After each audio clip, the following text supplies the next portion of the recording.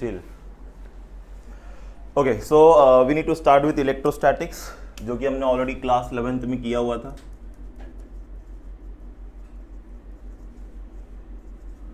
Okay, so in electrostatics जो electro है इसका मीनिंग क्या था? Charges. What are electro? Right.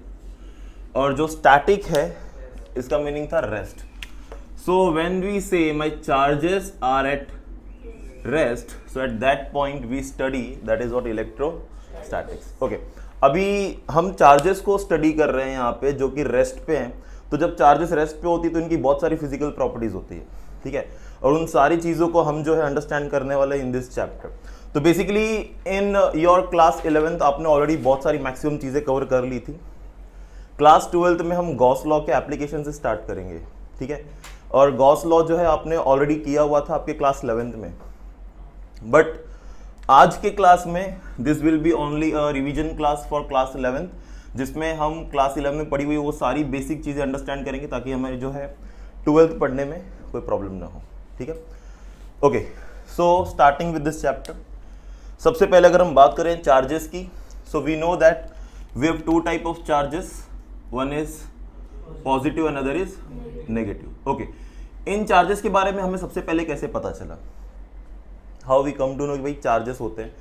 तो ये सारी चीज़ें हो गई थी जब कुछ बेसिक एक्सपेरिमेंट जो हमारे घर में होते थे। जैसे फॉर एग्जांपल मान लो आप चेयर पे बैठे हुए हो, राइट, आपके हाथ अगर चेयर पे कभी रब हुआ, ठीक है, तो रब होने से फ्रिक्शन होता है और फ्रिक्शन होने से चार्जेस जो है जनरेट होते हैं, या चार्जेस एक बॉडी से दूसरे बॉडी में ट्रांसफर होते हैं। तो आप देख रहे हो आपके हेयर्स जो है ना ऐसे खड़े हो जाते हैं, नोटिस किया कभी?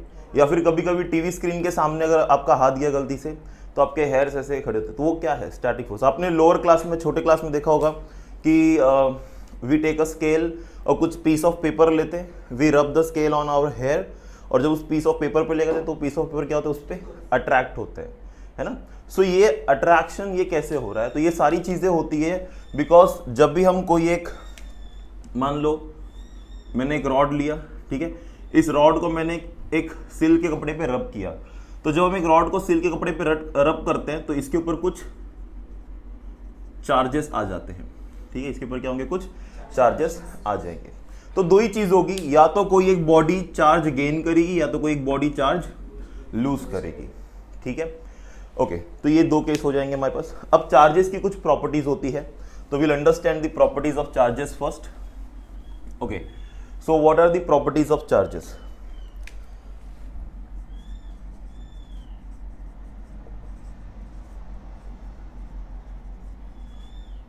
ठीक है, प्रॉपर्टीज ऑफ चार्जेस में हमारे पास जो पहली प्रॉपर्टी है दैट इज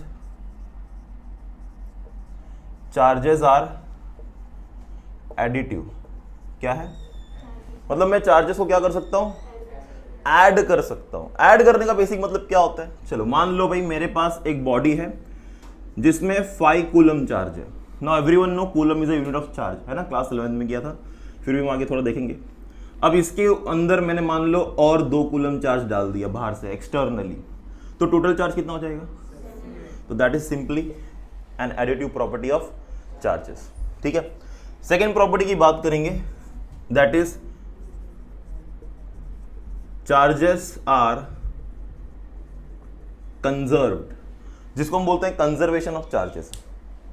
अगर मेरे पास एक आइसोलेटेड सिस्टम है तो उस आइसोलेटेड सिस्टम में जो चार्ज होगा वो हमेशा कंजर्व होगा। मतलब चार्ज आप बोल सकते हो एक पार्ट से दूसरे पार्ट में ट्रांसफर हो सकता है, पर उस पूरे बॉडी के अंदर जो हमारा टोटल चार्ज होगा वो कभी change, why? Because charge can not, हमारा जो एनर्जी होती है, जैसे अगर हम बात करें एनर्जी में, आपने पढ़ा हुआ है कि energy can neither be created nor be destroyed but it can transfer from one form to. तो हम चार्ज को भी क्रिएट नहीं कर सकते हैं, डिस्ट्रॉय भी, we can only transfer it from one body to another body. तो यहाँ पे क्या हो जाता है कि चार्जेस जो है वो क्या रहते हैं हमारे, हमेशा कंजर्व्ड होते हैं। और अगर हम थर्ड केस की बात करें तो थर्ड केस में हमारे पास होता है क्वांटाइजेशन ऑफ चार्जेस। क्या? ओके,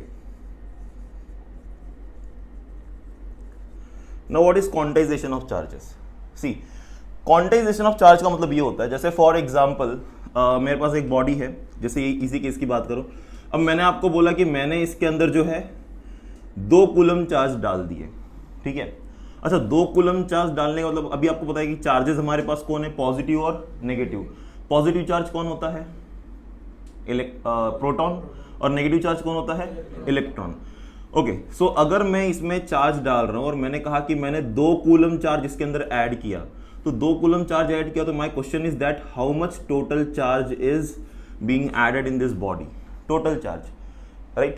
अभी जो मैं टोटल चार्ज की बात कर रहा हूं Q की, इसको हम कैसे फाइंड आउट करते हैं, we find out Q is equals to n times of, this is what my quantization of charge. इसका मतलब क्या होता है जरा हम अंडरस्टैंड करते हैं। सो Q इज इक्वल्स टू, आप यहाँ पे प्लस माइनस भी ले सकते हो क्योंकि चार्जेस पॉजिटिव और नेगेटिव भी होते हैं। तो this Q, capital Q is the total charge, n is my number of charges. तो बेसिकली अब नंबर ऑफ चार्जेस कौन होंगे, ये इलेक्ट्रॉन कौन होंगे। अब जैसे मान लो एक बॉडी है मेरे पास, मैंने इस बॉडी के अंदर सिर्फ एक इलेक्ट्रॉन भेजा, क्या भेजा, only 1 electron I transfer in this body. तो मैं जब एक इलेक्ट्रॉन ट्रांसफर करूंगा तो इसके अंदर कितना चार्ज भेजा मैंने, राइट। सो मैंने कितना चार्ज भेजा इसके अंदर, 1.6 इंटू 10⁻⁻19 कूलम, है ना। तो इतना चार्जेस हमने, अगर मैं एक इलेक्ट्रॉन भेजता हूं, so in that case the n value is, n की वैल्यू कितनी हो जाएगी, 1 हो जाएगी। अच्छा, अगर मैंने 2 इलेक्ट्रॉन भेजे इसके अंदर, ठीक है, तो मैं कितना चार्ज इसके अंदर भेज रहा हूं, तो it's very simple, 2 into -1.6 into 10⁻19 coulomb. तो यहाँ पे n की वैल्यू क्या हो जाएगी, और इस पूरे को मल्टीप्लाई करोगे तो टोटल चार्ज Q मिल जाएगा।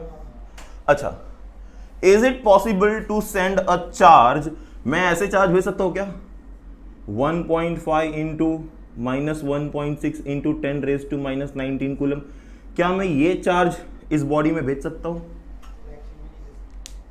Can we send this, why, मैं इसलिए नहीं भेज सकता क्योंकि ये कितना चार्ज है, 1.5 चार्ज है, मतलब एक इलेक्ट्रॉन पूरा और दूसरा इलेक्ट्रॉन आधा, है ना।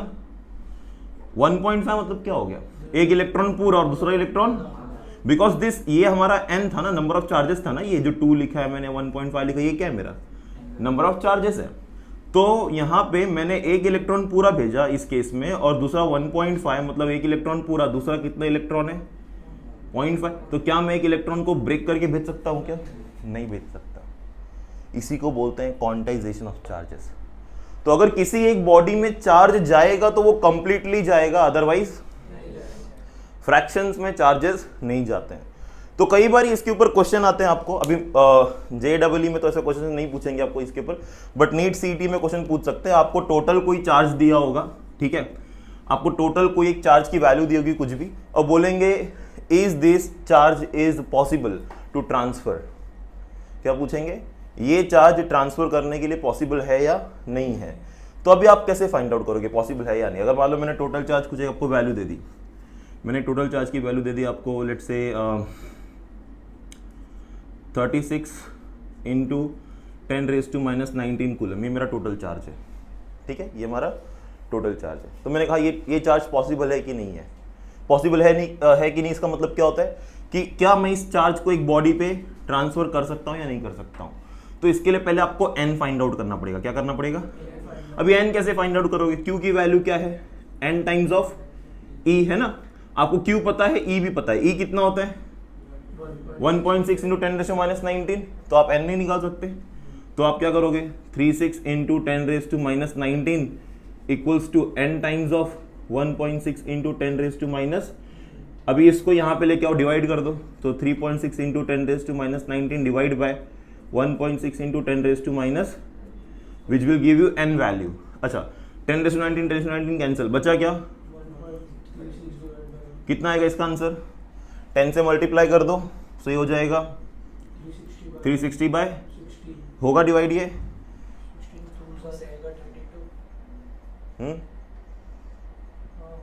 पॉइंट में आएगा या कैसे आएगा आंसर इसका, तो ये चार्ज पॉसिबल होगा, नहीं होगा, बस यही करना होता है। तो आपको बताना होता है कि चार्जेस पॉसिबल होंगे या नहीं होंगे। सो ये कुछ बेसिक प्रॉपर्टीज थी चार्जेस की। Charges are additive, charges are quantize, charges are conserved and charges are quantize, right. So ये तीन प्रॉपर्टीज जो है, इन प्रॉपर्टीज को पढ़ने के बाद जो है हमने इसके ऊपर कुछ क्लास 11 में न्यूमेरिकल्स भी किए हुए थे, बट अभी हम वो सब नहीं करेंगे. Will just see the basic part जो भी है पूरा.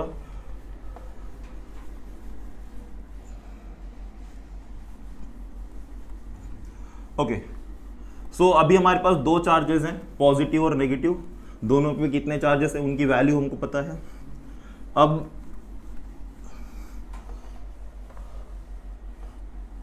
ओके, तो we also know that now if I have two charges, let's say one is positive and other is also positive, तो हमें पता होता है कि इनके बीच में कुछ फोर्स ऑफ अट्रैक्शन या रिपल्शन होता है दो चार्जेस के बीच में. So if these two charges are positive positive तो क्या होगा? Obviously they will repel each other. ये इस तरफ जाएगा और ये भी. पर अगर एक पॉजिटिव है दूसरा नेगेटिव है तो ये दोनों दूसरे को क्या करेंगे? So basically I can say that like charges repel each other and unlike charges attract each other. Simple. ये भी हमने क्लास 11th में किया हुआ है. ओके, अभी इसी को देख करके these charges are attracting and repelling each other, तो ऑब्वियस सी बात है इनके बीच में ये जो अट्रैक्शन और रिपल्शन है किसी एक फोर्स से हो रहा होगा, है ना? अट्रैक्शन का कुछ तो फोर्स होगा, रिपल्शन का भी कोई फोर्स होगा. Okay, now how we can find out this force between the two charges. अगर ये दो चार्जेस एक दूसरे को अट्रैक्ट कर रहे हैं तो किस फोर्स से कर रहे हैं? अगर रिपेल भी कर रहे हैं तो किस फोर्स से रिपेल कर रहे हैं? So how I can find this? तो मैं इसको फाइंड आउट कर सकता हूं very simple with the help of Coulomb's law. Right, Coulomb's law हमने क्लास 11th में किया था. क्या था, किसी को याद है? क्या था? What was Coulomb's law? R square. Yes. So Coulomb's ने ये बताया था कि हमारे पास जो दो बॉडीज हैं, चार्ज बॉडीज हैं, ठीक है. लेट्स से ये एक चार्ज बॉडी है Q1 और ये अनदर चार्ज बॉडी Q2. ठीक है, these are the two charge bodies and these charge bodies are separated by some distance r. We have to choose the distance from the center of the charge body. ठीक है, तो ये separated है by distance r. अब इनके बीच में जो फोर्स लगा था तो कूलम्स ने क्या कहा था? Right, that was comes under Coulomb's law. तो कूलम्स लॉ ने ये बताया था कि इन दो बॉडीज के बीच में जो फोर्स होंगे, सो force is directly proportional to product of charges and force is inversely proportional to square of distance between the two charges. और जब मैं इन दोनों को एक साथ लिखूंगा तो मैं क्या लिखूंगा? I write F proportional to Q1 Q2 by R square. और ये जो प्रोपोर्शनलिटी की साइन है, अगर मुझे इसे हटा करके इक्वल टू का साइन लेना है then I have to take some constant here. हमें यहाँ पे क्या करना पड़ेगा? कुछ. ओके, वो कांस्टेंट क्या होगा? सो F इक्वल्स टू हम बोलते हैं K times of Q1 Q2 by, और K की वैल्यू हम लेते हैं 1/4 पाई एप्सिलॉन नॉट. अभी थोड़ी सी हम बात करेंगे इस एप्सिलॉन नॉट के ऊपर भी. ठीक है, तो मेरा फॉर्मूला क्या हो जाएगा? Formula will be F equals to 1/4 pi epsilon not Q1 Q2 by R square. तो this is Coulomb's law in scalar form. देखो मैंने यहाँ पे कोई डायरेक्शन वगैरह नहीं शो किया है. तो ये कूलम्स लॉ किस में है? ये स्केलर फॉर्म में है. ठीक है, इसमें अभी हमने कोई डायरेक्शन, वेक्टर फॉर्म में भी हम इसको रिप्रेजेंट करते हैं. ओके, ठीक है, I will represent Coulomb's law in vector form. फिर मैं आपको जो है ये जो एप्सिलॉन नॉट है इसके बारे में हम थोड़ा सा डिस्कशन करेंगे. What is this exactly epsilon not. Okay, ठीक है. तो how to represent Coulomb's law in vector form?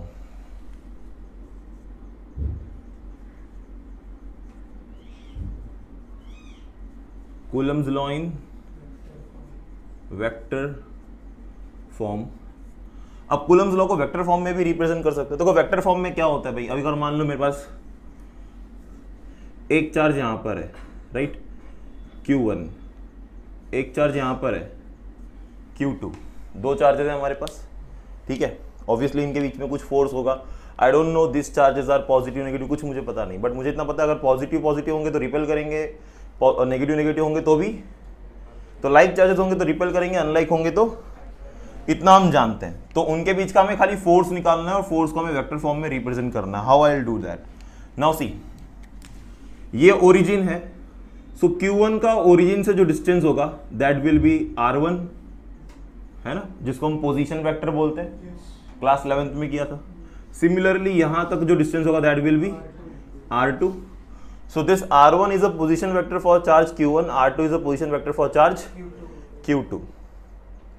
और चार्ज Q1 और Q2 के बीच में जो डिस्टेंस है, ठीक है, Q1 और ये वाला डिस्टेंस, राइट, इसको आप कैसे रिप्रेजेंट करोगे? तो R12, आप इसे R12 से भी कर सकते हो, R21 से भी कर सकते हो, दैट डिपेंड्स कि मैंने फोर्स कैसे लिया हुआ है। चलो मैं करके दिखाता हूं, ठीक है। मान लो मेरे पास एक फोर्स है, मैंने कहा F12, मैंने क्या लिखा? F12। मैं वेक्टर फॉर्म में रिप्रेजेंट कर रहा हूं। How we read this? First of all इसको हम रीड करते हैं force on first charge due to, right, we read this force on first charge due to second charge. Okay, तो कैसे रीड कर रहे हैं इसको हम लोग? Force on first charge due to second charge. Okay, हाँ, तो इसको लिखेंगे कैसे हम लोग? वेक्टर फॉर्म में। तो वेक्टर फॉर्म में हम लिखेंगे F12 वेक्टर, ठीक है, F12 वेक्टर। अब जो मेरा ये था 1/4π, ये तो कोई वो नहीं है, तो इसको हम ऐसे लिख देंगे 1/4π epsilon not Q1 Q2 bye, अब ये R² जो है मेरा, राइट, R²। अब ये R हमारा जो है डिस्टेंस है दो चार्जेस के बीच का ना, डिस्टेंस किसका है? वो दो चार्जेस का डिस्टेंस है, ये ओरिजिन से डिस्टेंस नहीं है, वो ओरिजिन से डिस्टेंस, वो दो चार्जेस के बीच का डिस्टेंस है। तो जब मैं F12 लेता हूं तो force on first charge due to second charge, तो मैं यहां पे लिखता हूं R21, that is distance from second to, क्योंकि फोर्स ये लगा रहा है ना, किस पे लगा रहा है? तो मैं डिस्टेंस Q2 से Q1 तक लूंगा, राइट। ओके, सो ये हमने इसको इस तरीके से रिप्रेजेंट कर दिया, राइट, वेक्टर फॉर्म में। ओके, इसे अगर मुझे रिप्रेजेंट करना हो, अच्छा यहाँ पे हम इसका यूनिट वेक्टर भी रिप्रेजेंट करेंगे, ठीक है, that is R21। What is R21? It's a unit vector. Unit vector क्या होता है?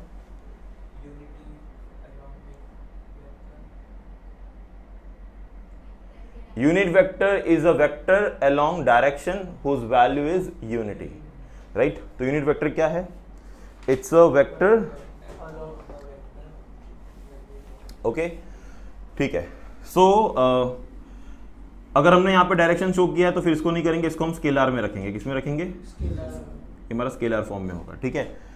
सो इस तरीके से मैंने एक पार्ट को रिप्रेजेंट कर दिया। सेकेंड पार्ट को कैसे रिप्रेजेंट करोगे? F21, तो that is force on second charge due to first charge, तो 1/4π एप्सिलॉन नॉट Q1 Q2। अब डिस्टेंस कहाँ से कहाँ तक होगा? R12 का होल स्क्वायर और R12 का यूनिट वेक्टर, ठीक है। तो इसी डायरेक्शन में ये हमारा क्या होता है? यूनिट वेक्टर भी होता है। अभी देखो बहुत सारे बच्चों को क्वेश्चन आना चाहिए कि सर आपने ये वेक्टर, ये यूनिट वेक्टर कैसे लिख दिया? मतलब यहाँ पे तो नहीं था ना यूनिट वेक्टर ऐसा कुछ, तो वो यूनिट वेक्टर यहाँ पे कैसे आ गया और ये कैसे हो गया? ये तो वेक्टर फॉर्म में होना चाहिए, ये तो वेक्टर है ना मेरा, तो आपने उसको स्केलर में कैसे लिख दिया? नहीं आया क्वेश्चन? मॉड मतलब वो स्केलर हो गया ना। अगर मैं किसी भी चीज को मॉड में रखता हूं मतलब वो अगर नेगेटिव भी होगा तो क्या हो जाएगा?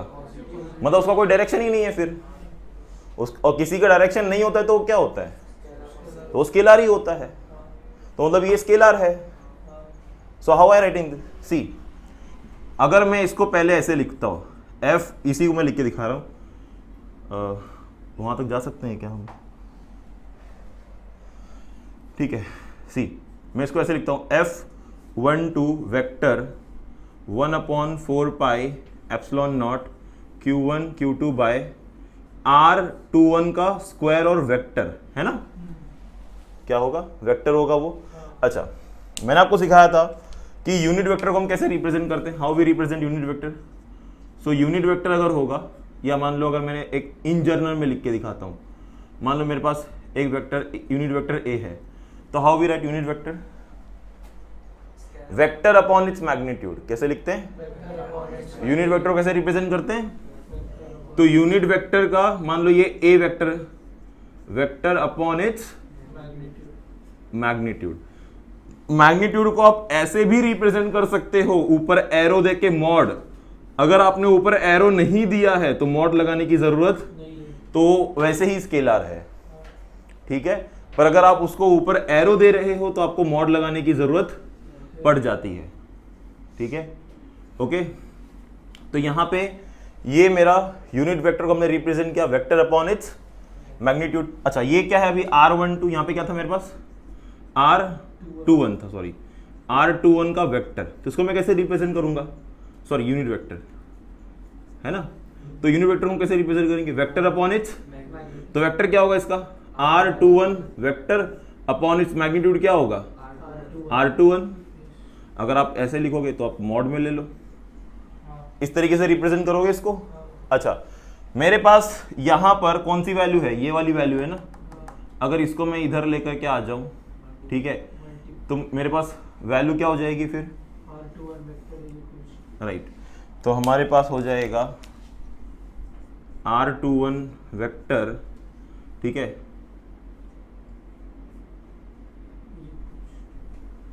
ठीक है, तो R21 वेक्टर, तो यूनिट वेक्टर 21 और उसका मैग्नीट्यूड, ठीक है, इस तरीके से, ओके। तो वो लोग ने कुछ नहीं किया है, ये जो मेरा पहले यहां पर था ना ये वाली वैल्यू, उसकी जगह पे ये वैल्यू रख दी बस, तो नीचे यही रह गया, और ये यूनिट वेक्टर को हमने वो डायरेक्शन है ना वो, तो उसको हमने यहाँ पे रिप्रेजेंट कर दिया एज अ डायरेक्शन। तो देखो इसको हम ऐसे लिख सकते हैं F12 equals to 1/4 pi epsilon not Q1 Q2।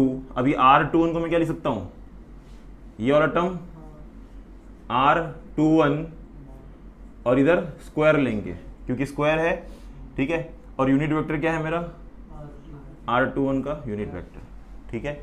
So unit vector will give you the direction, क्योंकि देखो मेरे पास लेफ्ट हैंड साइड में एक वेक्टर क्वांटिटी है, तो राइट साइड में भी क्या होना चाहिए, ये तो स्केलर है मॉड वाला, पर ये वेक्टर है ना, ठीक है, okay. So in this way you represent the Coulomb's law in vector form. अभी वेक्टर फॉर्म की जरूरत क्यों है, बहुत सारे क्वेश्चंस आपको ऐसे आएंगे जो वेक्टर से ही सॉल्व होंगे, बहुत सारे क्वेश्चन जो हैं वो वेक्टर से ही सॉल्व होंगे। अब वेक्टर से कैसे सॉल्व होते हैं, मान लो मैं कुछ सॉल्व नहीं करूंगा, मैं खाली आपको एग्जांपल दे रहा हूं, ठीक है। अगर कुछ ऐसा हो गया हमारे पास, देखो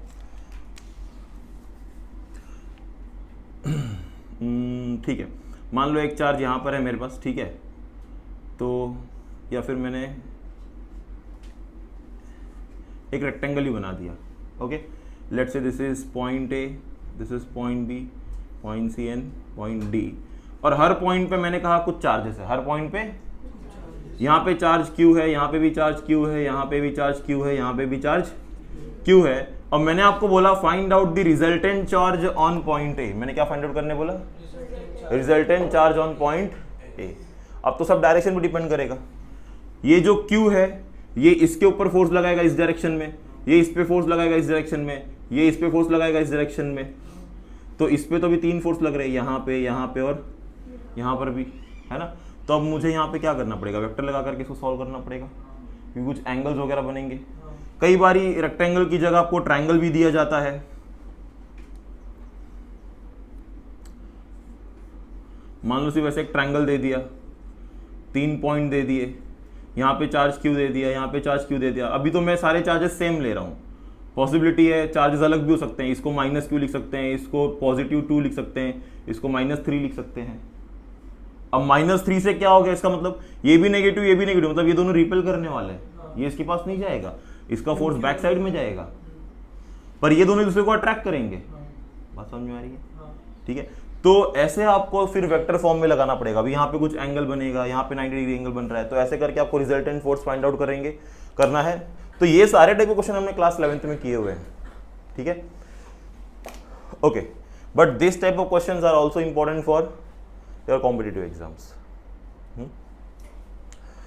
अच्छा, now will talk about more for epsilon not. किसके लिए? What is epsilon not? Permittivity. क्या होता है वो? परमिटिविटी. ओके, ये सब आपके बुक में है, so you don't need to write all this things. Okay,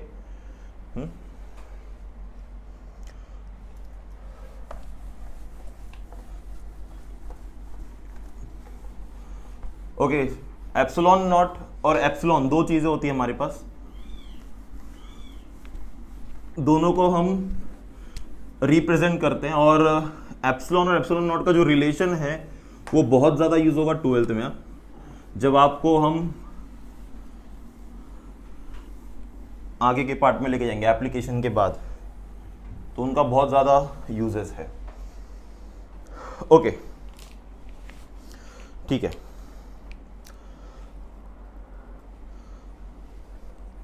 सो आपको एक टॉपिक दिया था रिलेटिव परमिटिविटी और डाइलेक्ट्रिक कांस्टेंट, है ना? Relative permittivity and dielectric constant, what are दे?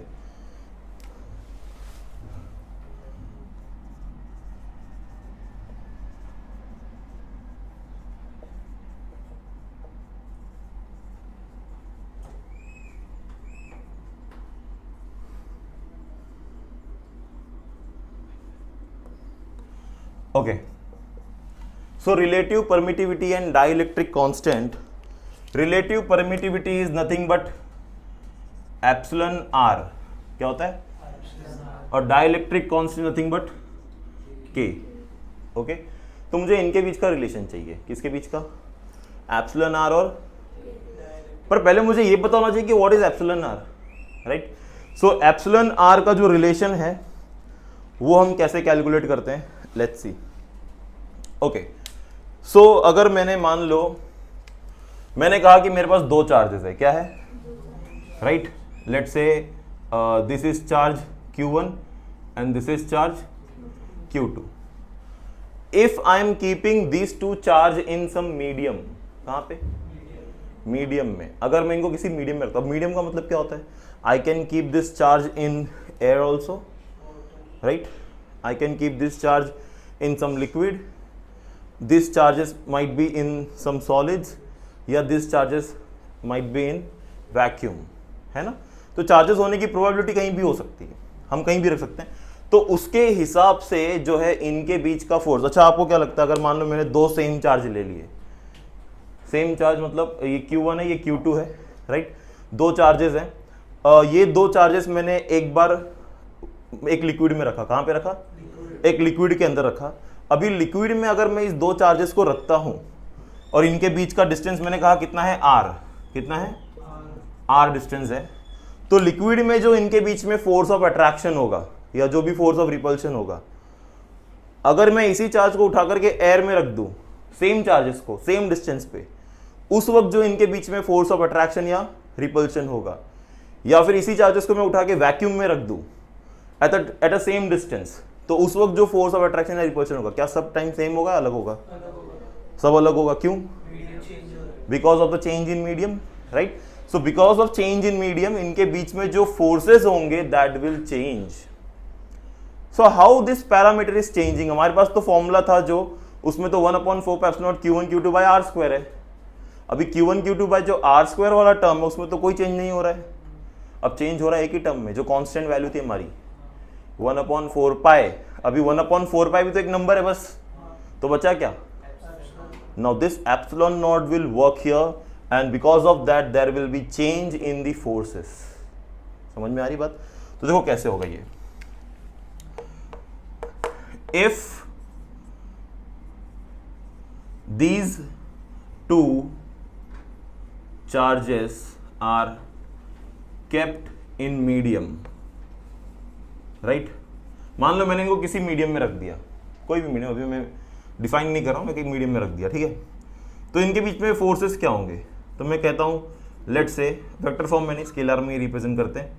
सो इनके बीच में जो फोर्स होगा, ठीक है, वो फोर्स क्या होगा? तो मैं लिखता हूं force in medium will be equal to, क्या होगा?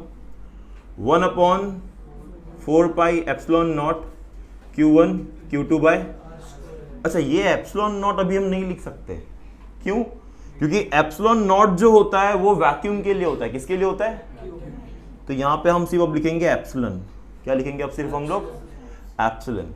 तो ये मेरा हो गया फोर्स इन मीडियम, ठीक है, लेट्स से इसको मैंने बोल दिया इक्वेशन नंबर 1, ठीक है। अगर मैंने कहा दूसरा, अगर मैं इसी दो चार्जेस को एट अ सेम डिस्टेंस मैं वैक्यूम में रखता हूं, ठीक है, so if the charges are kept in vacuum, कहां पर रख दिया उसको हमने?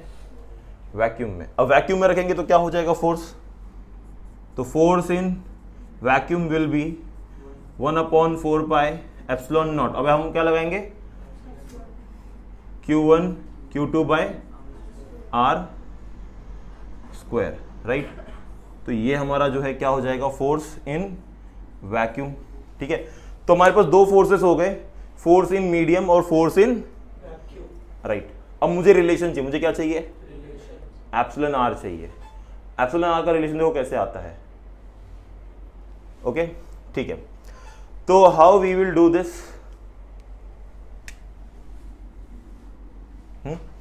तो मैं ना अभी इनका ना इन दोनों को डिवाइड कर दूंगा, इन दोनों को हम डिवाइड करेंगे। मैं force in vacuum divide by force in medium करता हूं, let's see what I get. So force in vacuum divide by force in medium, अब क्या आएगा?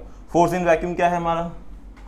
1/4 pi epsilon not Q1 Q2 by R square. यहाँ पे 1/4 pi epsilon Q1 Q2 bye, अब यहाँ पे क्या क्या टर्म कैंसिल हो जाएगा? सी, ये तो पूरा कैंसिल हो गया, 1/4 पाई कैंसिल होगा, बचेगा क्या? 1 एप्सिलॉन नॉट 1 अच्छा मैं इसको कैसे लिख सकता हूँ? इसको अगर मैं ऊपर लेके जाऊं तो क्या हो जाएगा ये? So I can write it like this, epsilon by, yes और no? I can write this epsilon by epsilon not, okay. तो ये जो हमने एप्सिलॉन बाय एप्सिलॉन नॉट लिखा है, इसी को हम बोलते हैं epsilon R, that is nothing but relative permittivity, that is nothing but relative permittivity. And sometimes this relative permittivity is also called as dielectric constant K। इसलिए तो हमने बोला ना, अच्छा यहाँ पे और लिखा होगा, मैंने एंड लिख दिया क्या? हाँ गलती हो गई, ठीक है, और है रिलेटिव परमिटिविटी और, तो और का मतलब क्या है? ये या फिर ये, तो दोनों सेम है इसलिए बोल रहे ना, ये या फिर एंड बोल देते मतलब दोनों अलग हो गया, एंड मतलब दोनों, ठीक है। So epsilon by epsilon naught is equals to epsilon r, that is relative permittivity, and this is also called as dielectric constant K, ठीक है। और अभी क्लास 12th में हमारे लिए सबसे ज्यादा इंपॉर्टेंट होगा ये फॉर्मूला, सबसे ज्यादा इंपॉर्टेंट होगा, इसको भूलना नहीं अभी क्लास 11th के लिए, सॉरी 12th के लिए। तो क्लास 12th में ये K आप हर जगह देखोगे अभी, ठीक है। जब हम कैपेसिटेंस फाइंड आउट करेंगे किसी का भी, तो कैपेसिटेंस फाइंड आउट करने के लिए ये K हमारे लिए बहुत काम में आने वाला है, ठीक है। सो वहाँ पे डाइलेक्ट्रिक वर्ड बहुत आएगा, डाइलेक्ट्रिक कांस्टेंट वर्ड बहुत आएगा, ठीक है। तो वहाँ पे हम जो है इनको यूज ज़्यादा करेंगे, ओके। सो हमें क्या मिल गया? Epsilon by epsilon naught is nothing but epsilon R, which is nothing but my relative permittivity, okay. Now अब क्या होता है, चलो मान लो अब ये वर्क कैसे करेगा, अब ये वर्क कैसे करेगा, इसका वर्किंग देख लेते हैं हम लोग। चलो इसका वर्किंग कैसे देखेंगे, अब यहां पे ध्यान दो जरा। मान लो मैंने कहा कि मैंने जो मेरे दो ऑब्जेक्ट्स, मतलब दो इन दोनों चार्जेस को एक बार मैंने वैक्यूम में रखा था और एक बार हमने मीडियम में रखा था। दोनों बार फोर्सेस हमारे अलग थे, अलग किससे हो गए? एप्सिलॉन नॉट और एप्सिलॉन से, ठीक है। तो अभी जो ये एप्सिलॉन नॉट की जो वैल्यू है और एप्सिलॉन की जो वैल्यू है ये अलग होती है। अगर मैंने मान लो मैंने कहा एप्सिलॉन नॉट, ठीक है, तो जो एप्सिलॉन नॉट है इसकी वैल्यू कितनी है? यस, क्लास 11 में किया था हमने, नहीं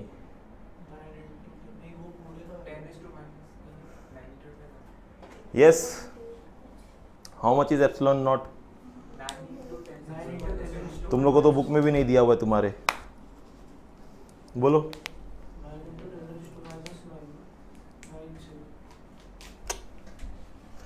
इसकी वैल्यू है 8.85 इंटू 10 रेज टू -12। कितना है? 8.85 इंटू। अब मजे की बात ये होगी कि आप लोग मुझे इसका यूनिट बता दो। यूनिट निकालना बड़ा सिंपल है, मैंने तो पहले बताया। यूनिट आपको क्वेश्चन ये इसी से निकल जाएंगे। निकाल के बताओ क्या आएगा यूनिट। एप्सिलॉन की यूनिट क्या होगी? एप्सिलॉन के ऊपर भी क्वेश्चंस बहुत सारे आते हैं एग्जाम में, JEE में भी और नीट में भी।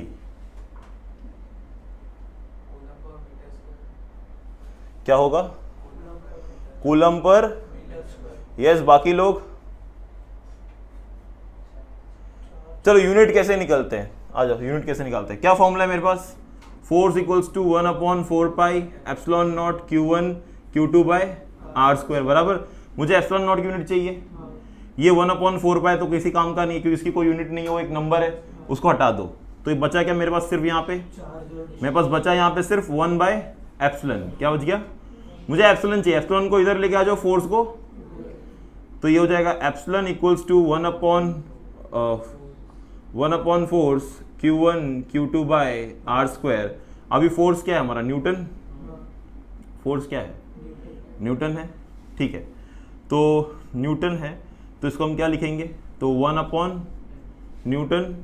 Q1 Q2 चार्जेस है, एक चार्ज कूलम में लेते हैं, तो coulomb into coulomb, coulomb square, और ये डिस्टेंस स्क्वायर मतलब मीटर स्क्वायर, है ना। तो इसका यूनिट क्या हो जाएगा? कूलम स्क्वायर पर न्यूटन मीटर। समझ में आई बात? कूलम स्क्वायर पर न्यूटन मीटर। तो किसी का भी यूनिट निकालना हो तो ज़्यादा सोचने का नहीं, फॉर्मूले में से ही यूनिट निकल जाता है सबका। क्या? सो ये हो गई इसकी यूनिट एप्सिलॉन नॉट की। और ये एप्सिलॉन नॉट का वैल्यू है, ये एप्सिलॉन नॉट का वैल्यू है वैक्यूम में। और आप देख सकते हो ये वैल्यू कितनी छोटी वैल्यू है, बहुत छोटी है ना। कितना है? 8.85 × 10⁻²। अच्छा, अभी हम रिलेशन की बात करते हैं। तो जो डाइलेक्ट्रिक कांस्टेंट K की वैल्यू है, अभी आपके बुक में दिया गया है कि अगर मैंने मान लो मीडियम वाटर कंसिडर कर लिया। क्या कंसिडर कर लिया? मीडियम को हमने वाटर। अगर मैंने मीडियम को वाटर कंसिडर कर लिया तो वाटर में, तो अच्छा इस फॉर्मूले को मैं ऐसे भी लिख सकता हूँ, जरा मुझे बताना। F vacuum divide by F medium equal to K लिख सकता हूँ क्या?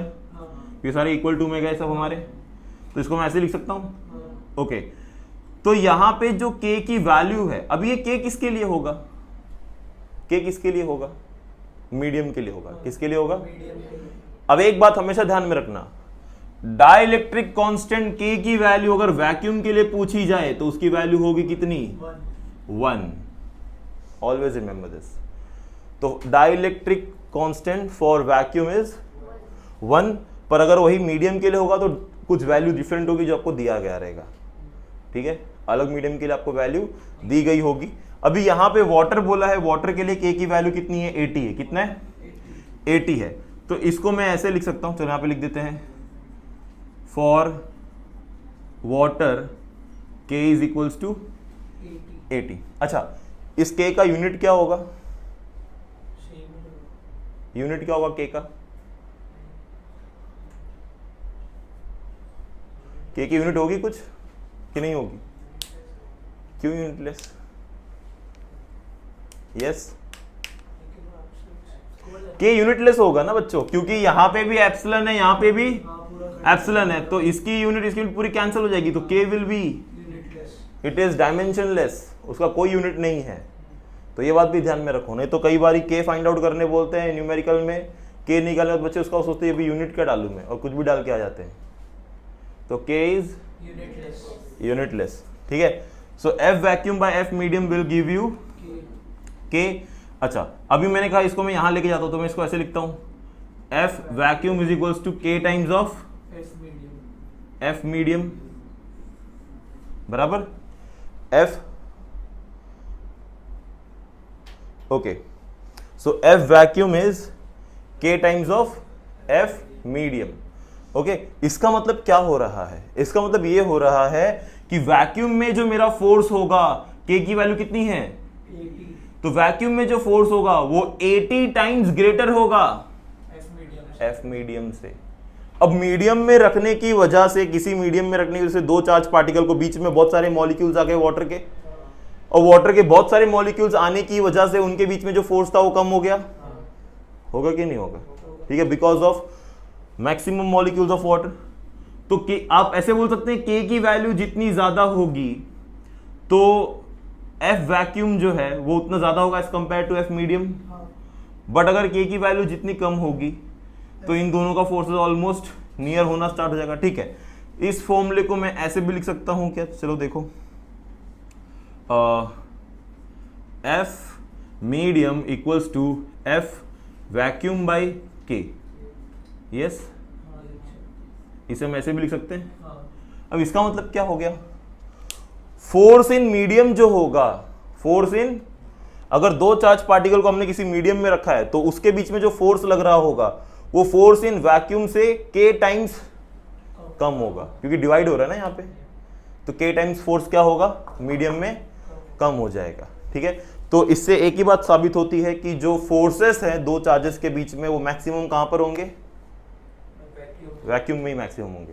ठीक है, तो कभी अगर क्वेश्चन आ जाए ऐसा कि फोर्स, अगर आपको मान लो कभी ऐसे क्वेश्चंस भी आते हैं, आपको डाइलेक्ट्रिक कांस्टेंट की वैल्यू दी गई रहेगी कुछ 2-3 मीडियम की, और बोलेंगे tell the forces, rearrange the this forces in ascending order या डिसेंडिंग ऑर्डर।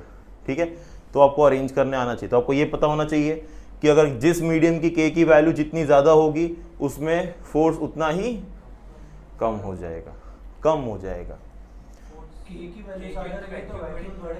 वैक्यूम नहीं, मीडियम का फोर्स बोल रहा हूँ मैं, K टाइम्स कम हो जा रहा है ना मीडियम में।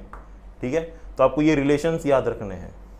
ओके, ठीक है, अभी इसमें बहुत सारी चीज़ें हैं करने के लिए। अब हम कुछ थोड़े से टॉपिक और लेंगे, जैसे कि what is electric field, right, and superposition of charges क्या होते हैं, इलेक्ट्रिक फील्ड क्या होती है, and properties of this electric field. ठीक है, तो इतना हम जो है करके टॉपिक को 11th को यहीं पे एंड करेंगे, और नेक्स्ट क्लास से हम लोग फिर पूरा जो है 12th का ही स्टार्ट करेंगे। अब इसमें और भी टॉपिक्स हैं, डाइपोल वगैरह है, बट अभी वो इतना में रिक्वायरमेंट नहीं है क्लास 12th के लिए।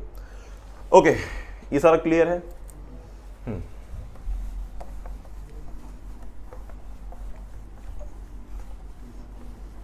ओके, क्वेश्चन तू करोगे?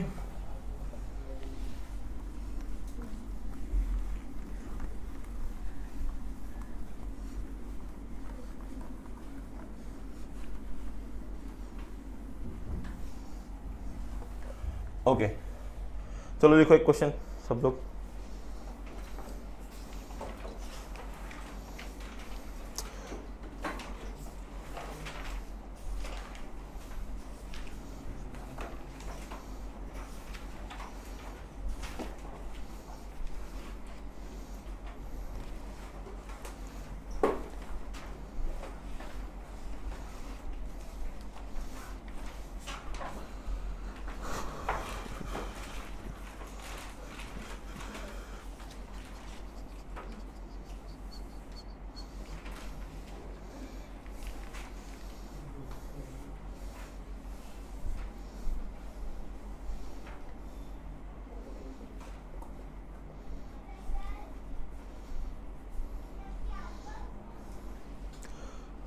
ओके,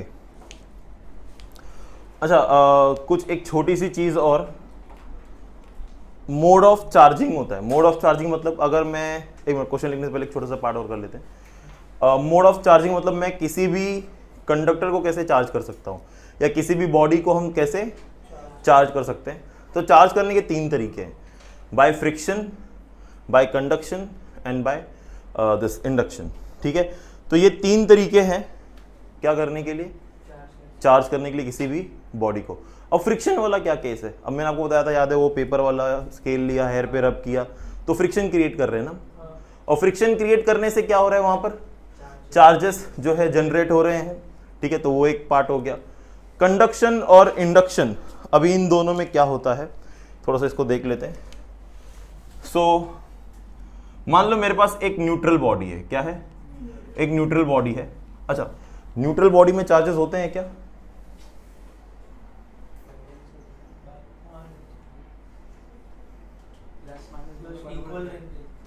प्लस माइनस इक्वल रहेंगे तो बैलेंस्ड होगा, बराबर। तो न्यूट्रल बॉडी में भी चार्ज होते हैं, तो इसका मतलब तुम्हारे कहने के हिसाब से फिर प्रोटॉन में भी चार्ज, अरे न्यूट्रॉन में भी चार्ज होते हैं, वही न्यूट्रल है।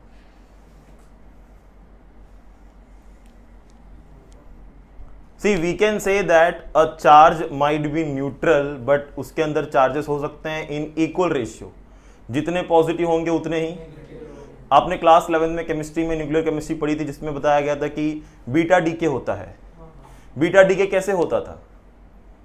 जब हम लोग एक न्यूट्रॉन को बम्बार्ड करते थे तो उसमें से क्या निकलता था? इलेक्ट्रॉन निकलता था। तो अल्टीमेटली वो जो इलेक्ट्रॉन निकल रहे हैं एज अ बीटा पार्टिकल, वो तो न्यूट्रॉन का ही केस था ना, ठीक है। अभी हम उसको उतना लेके नहीं जाते डीप।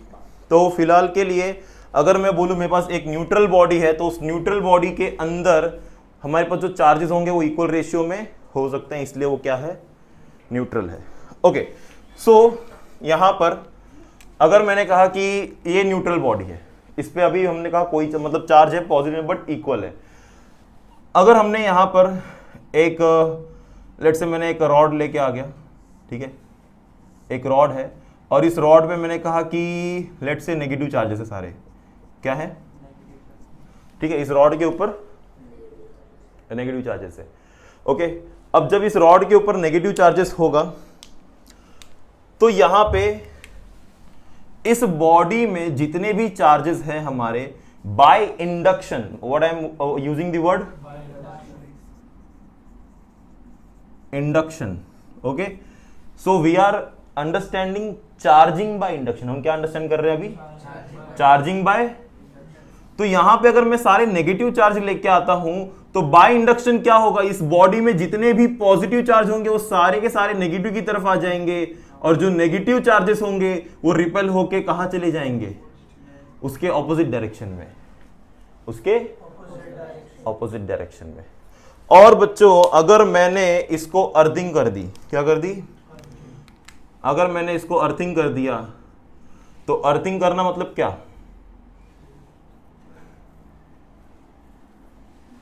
घर में होती है अर्थिंग? हाँ होती है। जितने भी पावर सप्लाई या जितने भी स्विच बोर्ड है सब में आपने देखा होगा कई बार, अगर घर में अर्थिंग ना हो और आपके घर में अगर फ्रिज है, मेटेलिक फ्रिज है, उसको आप टच करो आपको हल्का सा करंट फील होगा, बराबर हुआ है कभी? अगर आपके पास कंप्यूटर है, डेस्कटॉप है, मान लो सीपीयू है, उसके अंदर आप पेन ड्राइव लगा रहे हो, पेन ड्राइव आपका मेटल का है और आपने अर्थिंग नहीं दी है, तो उसको लगाते हुए आपको करंट फील होगा। तो ये अर्थिंग ना देने की वजह से होता है, या अर्थिंग प्रॉपर नहीं हुई है तो होता है। तो हमें अर्थिंग देनी होती है। इसलिए देखो किसी भी वायर में या किसी भी प्लग में 3 प्लग होते हैं ना, एक ऊपर और 2 नीचे। तो जो ऊपर वाला होता है एक्चुअली वो अर्थिंग के लिए होता है। किसके लिए होता है? वो अर्थिंग होता है। बाकी एक न्यूट्रल होता है और एक फेस होता है, लाइव वायर जिसको हम बोल सकते हैं, ठीक है। ओके, करेंगे हम जब इलेक्ट्रिक करंट में आएंगे वो सारी चीजें फिर से। ओके, तो ये वाला जो पार्ट है इतना जो नेगेटिव था उसको मैंने क्या कर दिया? अर्थिंग दे दिया। अर्थिंग देने से क्या होगा? देखो अर्थ जो है ना, ये समझ लो बहुत बड़ा समुंदर है, उसमें आप जितना चार्ज चाहिए उतना डाल दो।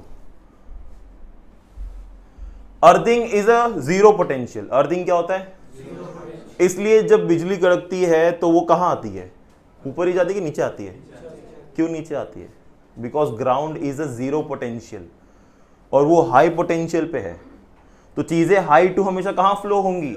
लो पे। तो यहां पर भी वही होता है कि ये मेरे जितने भी नेगेटिव चार्जेस हैं ये सारे के सारे अर्थिंग हो जाते हैं। सारे कहां चले जाते हैं? ग्राउंड में चले जाते हैं। तो ये सारे पॉजिटिव नहीं जाता क्या? नहीं जाता। ये पकड़ के रखा है ना इसको, इस वाले ने इसको क्या करके रखा है? अच्छा, सारा नेगेटिव चला गया, अब इस पे बचा कौन सा चार्ज? सिर्फ। तो ये चार्ज हो गया कि नहीं हो गया? चार्ज हो गया ना। अब न्यूट्रल है वो? अब न्यूट्रल नहीं है, तो इसको बोलते हैं चार्जिंग बाय इंडक्शन। क्या बोलते हैं? तो एक पहला था चार्जिंग बाय फ्रिक्शन, ये चार्जिंग बाय इंडक्शन। एक होता है चार्जिंग बाय कंडक्शन। कंडक्शन क्या है? अगर मान लो ठीक है,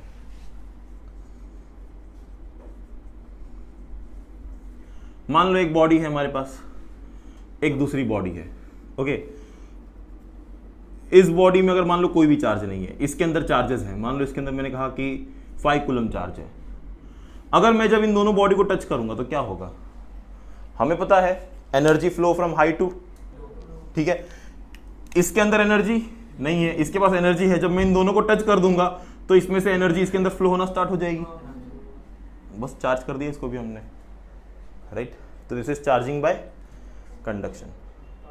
तो जितना चार्ज ये लॉस करेगा उतना ही चार्ज ये गेन करेगा। तो जितना चार्ज इसने गेन किया उतना ये इसकी बॉडी पे चार्ज आ गया, ठीक है। तो this is as simple, right. So this is charging by conduction. तो चार्जिंग बाय फ्रिक्शन होता है, चार्जिंग बाय इंडक्शन होता है, और चार्जिंग बाय, तो ये चार्जिंग के मेथड है किसी भी बॉडी को चार्ज करने के लिए, ठीक है। ये आपको थोड़ा याद पता होना जरूरी है क्योंकि ये अगेन हम लोग यूज करेंगे क्लास 12th में, हाँ, while studying when D graph generator, okay. अभी ये थोड़ा सा पार्ट एक कर लेते हैं इलेक्ट्रिक फील्ड और इलेक्ट्रिक लाइंस ऑफ फोर्सेस की, ठीक है। तो पहले मैं electric lines of forces understand करा देता हूँ, फिर मैं इलेक्ट्रिक फील्ड करवा देता हूँ, और लेक्चर को आज हम यहीं पे स्टॉप कर देंगे एंड देन बाकी जो है 12th के लिए स्टडी करेंगे नेक्स्ट क्लास में, ओके। सो 2 टॉपिक और important topic,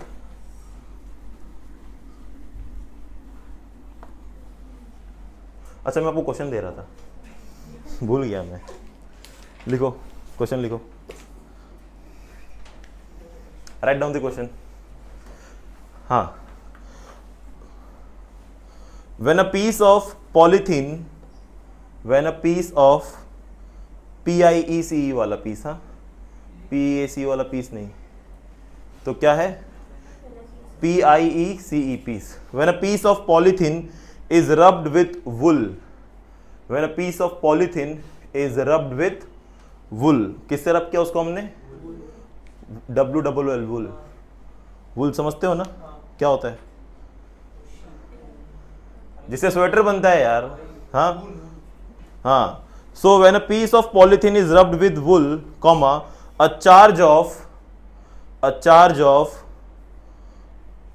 -2 into 10⁻⁻⁷, a charge of, Q की वैल्यू दी गई है -2 इंटू 10⁻⁻, अच्छा चार्ज है तो इसका यूनिट क्या होगा? कूलम, ठीक है। So a charge of -2 into 10⁻⁷ is developed on polythene, is developed on, तो जब मैंने पॉलीथीन को रब किया वुल के ऊपर तो पॉलीथीन पे चार्ज जनरेट हो गया। कितना चार्ज जनरेट हो गया?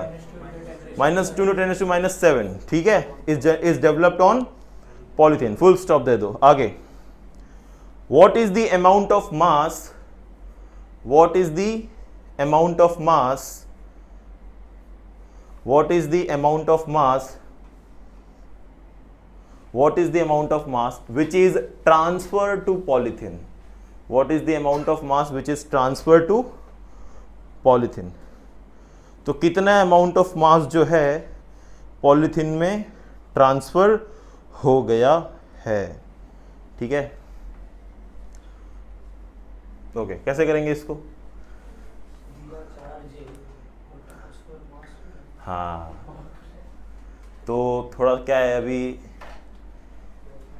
12th में आ गए तो थोड़ा सा अभी दिमाग, अभी 11th में नहीं है ना, थोड़ा तो दिमाग लगाना पड़ेगा। यस, दिया चार्ज है, पूछा मास है, ठीक है। चार्ज दिया है तो मैं एक आपको आइडिया देता हूँ, बेसिक आइडिया। चार्ज दिया है तो इससे हम ये पता कर सकते हैं भाई, अच्छा वो चार्ज कौन सा दिया? टोटल चार्ज दिया है, क्या दिया है? टोटली दिया है ना, उसमें बोला ना इतना चार्ज ट्रांसफर हो गया, है ना। अगर इतना चार्ज ट्रांसफर हो गया बोला है, मतलब कि यहां पे जो है कितना चार्ज ट्रांसफर हो गया? -2 ये मेरा टोटल चार्ज है। अभी ये क्या है हमारा? This is our total charge. क्यों दे दिया आपको? आपको बोला है कि उस पॉलीथीन पे अगर इतना चार्ज जाएगा तो कितना मास जाएगा। अभी ऑब्वियस सी बात है, हर चार्ज पे मास होता है, हर चार्ज के मास होता है ना। सी, मास और चार्ज के भी रिलेशंस होते हैं, तो ऐसा स्टेटमेंट में बोल रहा हूं, there will be a mass without charge, there will be a, but there is no charge without mass. There is no charge without mass तो ऐसा कोई चार्ज होगा जिसके पास मास नहीं है, पर ऐसे मास होंगे जिनके पास चार्ज नहीं है, नहीं होगा। ठीक है, तो इसके पास मास तो है। ठीक है, अब इसमें मास है तो कितना मास, तो अगर मैंने पॉलीथीन में इतना चार्ज ट्रांसफर किया तो इतना चार्ज ट्रांसफर किया मतलब इसके साथ कितना मास गया उस पॉलीथीन में। तो बड़ा सिंपल है यार, आपको फाइंड आउट करना है, ये टोटल चार्ज है तो आपको ये फाइंड आउट करना है कि कितने नंबर्स ऑफ इलेक्ट्रॉन गए। क्या फाइंड आउट करना है, और आपको हर इलेक्ट्रॉन का तो मास पता ही होता है कितना है, वो चार्ज है, mass of electron 9.1 into 10 raised to minus 31 kg, this is mass of. कुछ तो इज्जत रखो वीडियो की, हाँ कुछ तो आंसर दो। मास ऑफ इलेक्ट्रॉन कितना है 9.1 into 10 raised to minus, यही अगर प्रोटॉन होता तो 31 की जगह 27 आ जाता। मास ऑफ प्रोटॉन बड़ा होता है मास ऑफ इलेक्ट्रॉन से, इसलिए मोबिलिटी इलेक्ट्रॉन की ज्यादा होती है। सेमीकंडक्टर में पढ़ाया था, why electron can transfer more fast than proton, because of less mass. Mass of proton is greater. -27 आया ना, मतलब बड़ा हो गया वैल्यू, -31 बड़ा है, -27 बड़ा है, हाँ, तो मास of proton is greater. Okay, तो अभी आप पहले निकालोगे Q इज इक्वल्स टू क्या है, n टाइम्स ऑफ E। अब ये E कितना है हमारा 1.6 इंटू 10 रेज टू बराबर, E पता है, Q पता है, n निकल जाएगा। n निकाल लोगे तो n की जो भी वैल्यू आएगी उसको मल्टीप्लाई करोगे इसके साथ, क्योंकि ये टोटल नंबर ऑफ इलेक्ट्रॉन है ना, और एक इलेक्ट्रॉन पे इतना मास है। ठीक है, तो आपको टोटल मास मिल जाएगा। क्लियर है, क्लियर है। ओके, तो पहले क्या निकालोगे, पहले n निकालोगे, पहले क्या निकालोगे, n निकालोगे, और n निकालने के बाद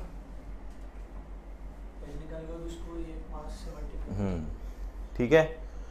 ओके, सो सिंपल सम है ये।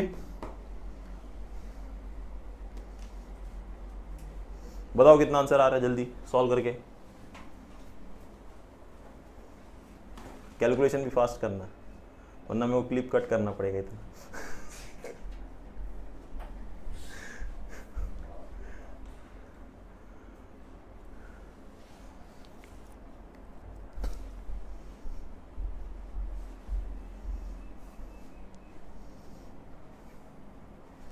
Yes, fast.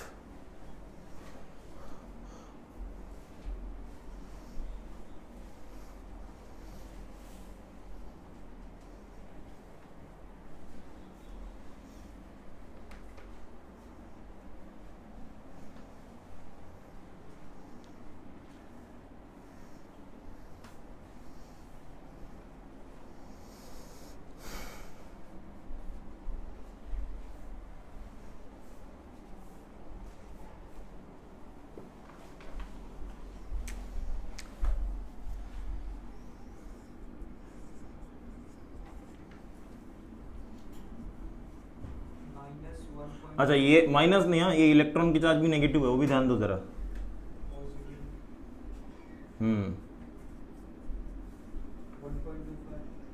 कितना है 1 इंटू 10 रेज टू 12, ये क्या मिल गया मुझे, टोटल नंबर ऑफ इलेक्ट्रॉन्स। ठीक है, अगर ये टोटल नंबर ऑफ इलेक्ट्रॉन्स मिल गया। अच्छा, अभी एक क्वेश्चन और है, अगर टोटल नंबर ऑफ इलेक्ट्रॉन्स मुझे ये मिल रहा है तो क्या ये चार्ज ट्रांसफर करना पॉसिबल है? नहीं, हमने सीखा था ना स्टार्टिंग में, क्या ये चार्ज ट्रांसफर करना पॉसिबल है? ओके, क्या मैं इसको ऐसे लिख सकता हूं, क्या ये चार्ज ट्रांसफर करना पॉसिबल है? तो पॉसिबल कभी कभी होते हैं, डायरेक्ट इस पे डिसीजन मत ले लेना। हाँ, अरे तुम्हें को तो पॉइंट में आ गया, अभी नहीं होगा, मैं टिक कर दिया। ठीक है, तो ये चार्ज भी ट्रांसफर करना पॉसिबल है because it's 125 into 10 raise to 10। ओके, ठीक है। सो अभी n की वैल्यू मिल गई। अब आपको निकालना क्या है, टोटल मास। क्या निकालना है, टोटल मास ट्रांसफर। तो टोटल मास कैसे करोगे, n इंटू क्या मास है हमारा 9.1 इंटू 10⁻⁻31, तो 125 इंटू 10⁻10 इंटू, अभी पॉजिटिव 10 -31 विल गिव यू 21, है ना। तो आपको आ जाएगा, और ये 125 को 9.1 से मल्टीप्लाई करो, चलो बताओ जल्दी क्या आ रहा है। हाँ कितना आया, 1137.5 इंटू 10⁻21। अगर हमने केजी, ठीक है, तो अगर मैंने इसको थोड़ा सा पहले ले लिया और 1 पॉइंट में रिप्रेजेंट किया, तो दिस विल बी 1.1375 इंटू 10⁻, कितना पॉइंट पीछे गए हम लोग, 1 2 3, तो क्या होगा, ये माइनस का प्लस होगा क्या, अच्छा मैं पॉइंट पीछे गया तो मैं क्या करूं, पॉजिटिव लेंगे, कितना पॉजिटिव लूंगा, 3 इंटू 10⁻21, तो क्या आ जाएगा आंसर अब, very good, so 10⁻18 kg, so this much mass will be transferred, ठीक है। तो इतना मास जो है हमारा ट्रांसफर होगा एक वूल पॉलीथीन में, जब उसको वूल से हम रब करेंगे। Okay clear. चलो अभी अपना topic electric lines of forces and electric field, and then will end this session. Rub कर दूं मैं, लिख रहे हो, लिखो जल्दी। एन का कोई यूनिट आएगा, एन का कुछ यूनिट होगा, अरे ऊपर भी चार्ज है नीचे भी चार्ज है, दोनों खत्म हो गया, कूलम एन की कोई यूनिट नहीं होगी। हाँ क्या लिखेगा सोशल यूनिट, नग, इतने नग इलेक्ट्रॉन है हमारे पास। Yes done.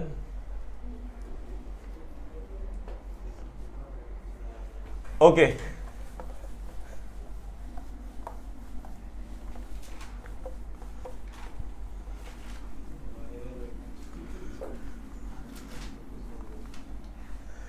ठीक है, now next electric lines of forces and electric field, so will understand both simultaneously.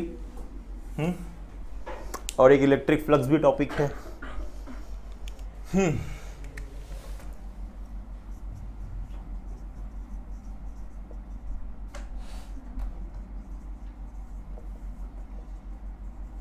सी ये जो भी कुछ हम कर रहे हैं, मैंने आपको क्लास में मैग्नेटिज्म पढ़ाया हुआ था लास्ट ईयर, मैंने बताया था ये सारी चीजें डिक्टो सेम है उसके अंदर, है ना। जैसे यहाँ पे हम पढ़ते हैं इलेक्ट्रिक लाइंस ऑफ फोर्सेस, वहां हम पढ़ते हैं मैग्नेटिक लाइंस ऑफ फोर्सेस। यहाँ पढ़ते हैं हम इलेक्ट्रिक फ्लक्स, वहां पढ़ते हैं मैग्नेटिक फ्लक्स, बराबर। यहाँ पढ़ते हैं इलेक्ट्रिक फील्ड, वहां पढ़ते हैं, तो सब कुछ सेम है। तो मैक्सिमम चीजें आपने दो बार कर रखी हैं पहले से ही, ठीक है। सो इलेक्ट्रिक लाइंस ऑफ फोर्सेस क्या है, so if I have two charges, right, if I have two charges, let's say Q1 and Q2, right, दो चार्जेस है हमारे पास, एक Q1 Q2 हटा देते हैं, ओके। सो अगर दो चार्जेस हैं तो इनके बीच में जो इलेक्ट्रिक लाइंस ऑफ फोर्सेस होंगे वो कैसे होंगे। अब जैसे नॉर्थ और साउथ पोल में आपने पढ़ा था कि magnetic lines of force starts from south, it start from end end at south, तो उसमें वो नॉर्थ से स्टार्ट होता है, राइट, नॉर्थ से स्टार्ट होगा और साउथ में जाके, तो लाइक दिस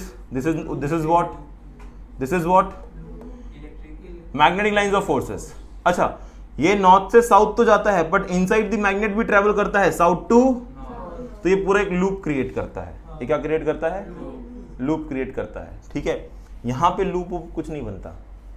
यहां पे अगर मान लो मेरे पास एक पॉजिटिव चार्ज है, एक नेगेटिव चार्ज है, तो सीधा ये जाएगा पॉजिटिव से नेगेटिव, कहां जाएगा, right. So electric lines of force will travel positive to, बराबर, कुछ ऐसे। अब आप कई बार ऐसा होता है, आपको कुछ क्वेश्चंस ऐसे दिए होते हैं जिसमें आपको बताया नहीं जाता कि कौन सा पॉजिटिव चार्ज है कौन सा, but you can find it out. कैसे, अब देखो यहां पर अगर मैंने एक सर्कल बना दिया, यहां पे मैंने एक सर्कल बना दिया, आप एक चीज नोटिस कर रहे हो कि इस सर्कल से सारे चार्जेस बाहर निकल रहे हैं, बराबर। तो जिस बॉडी से सारे चार्जेस बाहर निकलते हैं वो बॉडी पॉजिटिव चार्ज होती है, और जिस बॉडी के अंदर सारे चार्जेस जाते हैं वो नेगेटिव चार्ज होता है। तो ये पूरा पार्ट क्या है हमारा, नेगेटिव। ये पूरा पार्ट क्या है, चार्जेस जा रहे हैं positive to negative, but they will not return back, जैसे यहां पर हो गया था। ठीक है।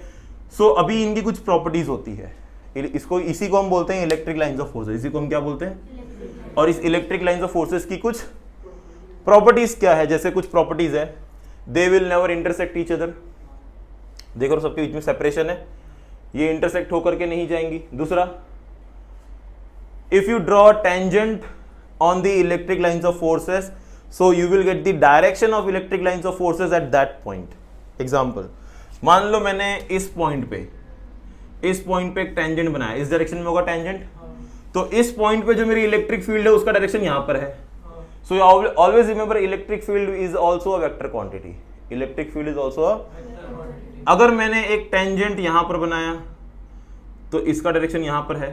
ठीक है, एक टेंजेंट मैंने यहां पर बनाया तो इसका डायरेक्शन यहां पर है। So tangent, if you draw tangent कहां पे, if you draw tangent on the electric lines of force, तो जिस पॉइंट पे टेंजेंट बनाओगे that point that will give the direction of the electric lines of force at that point. ठीक है, okay. So they will start from positive charge and end at negative charge. They will never intersect each other, the tangent will give you the direction. Okay, और भी बहुत सारी properties हैं, जैसे कि मैं रीड करता हूं, electric lines of force leave और terminate on the conductor normally. अच्छा, इसका मतलब क्या है, लीव और टर्मिनेट, मान लो ये बॉडी है पॉजिटिव, तो इसमें से जो चार्ज निकलेंगे ना वो रेडियली निकलते हैं, तो ये हमेशा परपेंडिकुलर होता है। कैसा होता है हमेशा, ये हमेशा परपेंडिकुलर होता है, ये निकलने वाले हैं। और जिस बॉडी पे चार्ज जाएंगे वो भी कैसे जाएंगे, हमेशा परपेंडिकुलर ही जाएंगे। ठीक है, इसका मतलब ये हो गया। The lines of forces do not pass through the conductor, that is electric field inside the conductor is always zero, but they pass through insulators. ये जो लाइन है ना, ये 12th में बहुत काम आने वाली है आपको। अगर मेरे पास मान लो यहां पर एक पॉजिटिव प्लेट है, ठीक है, और यहां पर एक नेगेटिव प्लेट है, और इस पॉजिटिव प्लेट से नेगेटिव प्लेट की तरफ क्या जाएगा, electric lines of forces from positive to. पर अगर मैंने इन दोनों प्लेट के बीच में एक कंडक्टर रख दिया, क्या रख दिया, अब कंडक्टर मतलब वो मेटेलिक होगा, बराबर। तो अगर मैंने इनके बीच में एक कंडक्टर रख दिया, मान लो स्फेरिकल शेप या रेक्टेंगुलर शेप, कैसा भी, ऐसे कंडक्टर रख दिया स्फेरिकल शेप का, तो यहां पे क्या होगा, जो इलेक्ट्रिक लाइंस ऑफ फोर्सेस है वो ऐसे जाएंगी, right, they will move like this. So always remember what the electric field inside a conductor will be, हमेशा के लिए याद रखो इसको, ये बहुत जगह काम आने वाला है 12th में भी। सो इलेक्ट्रिक फील्ड किसी भी कंडक्टर में क्या होता है, जीरो होता है। इसको डिटेल एक्सप्लेनेशन हम 12th में ही लेंगे कैपेसिटेंस के दौरान, ठीक है, कि why it is zero. Okay, so ये हो गया हमारा केस एक।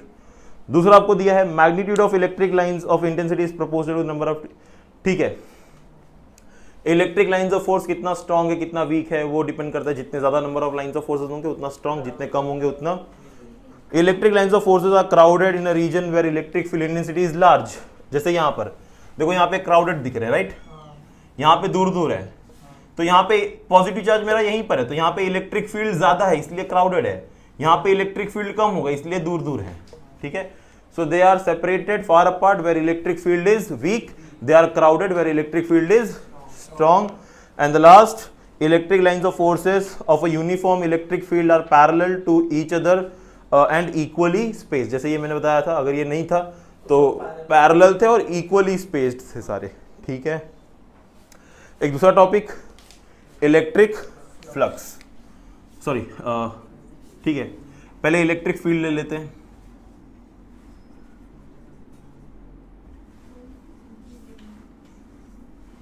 ओके, इलेक्ट्रिक फील्ड क्या है, व्हाट इज फील्ड, क्षेत्र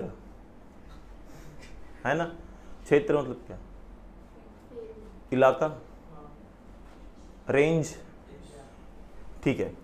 तो अगर मान लो मैंने कोई एक चार्ज लिया, ठीक है, और इस चार्ज, और मैंने एक दूसरा लिया टेस्ट चार्ज, क्या लिया मैंने, जिसको मैं क्यू नॉट बोलता हूं। ये मेरा एक चार्ज है और ये टेस्ट चार्ज है। टेस्ट चार्ज को मैं टेस्ट करने के लिए ही यूज कर रहा हूं, राइट। तो अब होता क्या है, मैंने ये नोटिस किया, ये चार्ज मेरा जो है और ये जो टेस्ट चार्ज है, जब टेस्ट चार्ज इतनी दूरी पे था तो इस पे कोई फोर्स नहीं लग रहा था, इस पे अभी फोर्स कहां से लगेगा, फोर्स इसकी वजह से लगेगा ना, ये इस पे फोर्स अप्लाई करेगा, ये भी करेगा, पर अभी हम इसकी बात कर रहे हैं, ये इस पे फोर्स अप्लाई करेगा। अच्छा, ये इस पे फोर्स अप्लाई कर रहा है, पर मैंने कहा इतनी दूरी पे कोई फोर्स अप्लाई नहीं हो रहा है, मतलब इसकी फील्ड वहां तक है ही नहीं। तो हर एक चार्ज का जो है एक रेंज होता है, क्या होता है, हर एक चार्ज का एक रेंज होता है, और अगर उस रेंज के अंदर कोई भी चार्ज आता है तो that charge will experience a force, that force can be attractive, repulsive, anyway that depend on the charges, ठीक है। बट फोर्स वो तब एक्सपीरियंस करेगा जब वो उसके अंदर, तो ये इसका इलाका है। अब मुझे बताओ, जैसे वो चार्ज यहां पर आ गया, अब इस पे फोर्स एक्सपीरियंस होना स्टार्ट हो जाएगा, पर क्या फोर्स बहुत मैक्सिमम होगा, वीक फोर्स होगा। क्यों वीक होगा, डिस्टेंस ज्यादा है। अच्छा, जैसे जैसे डिस्टेंस कम करते जाओगे फोर्स क्या होगा, स्ट्रांग होते जाएगा। Now how you will find out the electric field, तो इलेक्ट्रिक फील्ड हम फाइंड आउट करते हैं, electric field is force per unit charge. Electric field कैसे फाइंड आउट करेंगे, फोर्स पर यूनिट, कितना फोर्स लग रहा है पर यूनिट चार्ज पे, that will give you electric field. चलो, फोर्स का फॉर्मूला क्या था, 1/4 पाई एप्सिलॉन नॉट। दो चार्ज के बीच में फोर्स लग रहा है, कैपिटल क्यू और क्यू नॉट, तो Q1 Q2 नहीं लिखेंगे, क्या लिखेंगे, कैपिटल क्यू और डिवाइड बाय उनके बीच का डिस्टेंस जो है, ये हम क्या निकाल रहे हैं, इलेक्ट्रिक फील्ड, क्या निकाल रहे हैं हम, electric field divided by Q not, ये क्यू नॉट, ये Q not, so electric field किसका बचा, बराबर। सो this is the formula for the electric field. तो इस चार्ज, हाँ क्या, हाँ टोटल चार्ज इसका क्यू का ही रहेगा, ठीक है, इसी का चार्ज है वो। तो इलेक्ट्रिक फील्ड में किसी एक चार्ज के लिए निकालता हूं ना, तो हम सिर्फ उस चार्ज को कंसीडर करेंगे। तो इस चार्ज से आप जितनी दूर जाओगे इलेक्ट्रिक फील्ड उतना कम होता जाएगा, क्योंकि इनवर्स प्रोपोर्शन है ना, ई और आर। तो जितना इलेक्ट्रिक फील्ड, जितना आप आर बड़ा होगा इलेक्ट्रिक फील्ड उतनी छोटी होगी, जितना आर कम होगा इलेक्ट्रिक फील्ड उतना ज्यादा होगा, एंड दैट इज ट्रू। आप जितना क्लोज होगे फील्ड उतनी ज्यादा होगी, जितना दूर जाओगे फील्ड उतनी कम हो जाएगी। And the very most important thing, electric field, Coulomb's force, gravitational force, everyone follows inverse square law. ये सारे क्या फॉलो कर रहे हैं, सब में देखो डिस्टेंस में आर स्क्वायर है, फोर्सेस में भी आर स्क्वायर थे, ग्रेविटेशनल फोर्स में भी आर स्क्वायर था, राइट। सो कूलम्स फोर्स हो, ग्रेविटेशनल फोर्स हो, सबके बीच में आर स्क्वायर है, दैट रिप्रेजेंट किए सारी किसको फॉलो कर रहे हैं, इनवर्स स्क्वायर लॉ को फॉलो कर रहे हैं। Now what is inverse square law, ये न्यूटन ने दिया था, न्यूटन ने बताया था कि why this follow inverse square law, ठीक है। तो उसके लिए भी डेरिवेशन था, प्रूफ किया गया था सारा चीज़ें, क्लास 10th में ही आपने किया था ग्रेविटेशन चैप्टर में। नहीं आता तो कोई बात नहीं, जाके देख लो आज, हाँ है क्या 10वीं का, गुड, ओके। सो ये हो गई इलेक्ट्रिक फील्ड। अच्छा, यूनिट क्या होगी इलेक्ट्रिक फील्ड की, what will be unit of electric field,